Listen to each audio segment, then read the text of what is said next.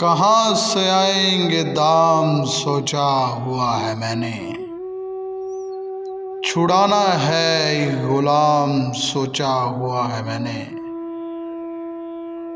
मैं एक ऐसा जहां बनाने की फिक्र में हूँ कि जिसका हर इंतजाम सोचा हुआ है मैंने। अगर मैं सूरज के साथ ढलने से बच गया तो कहाँ गुजारूंगा शाम सोचा हुआ है मैंने।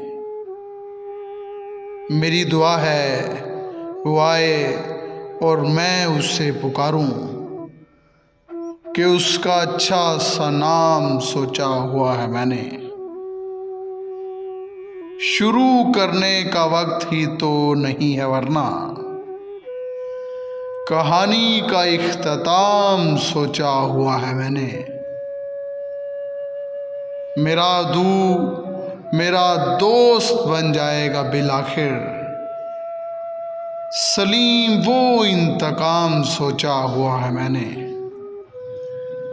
कहाँ से आएंगे दाम सोचा हुआ है मैंने।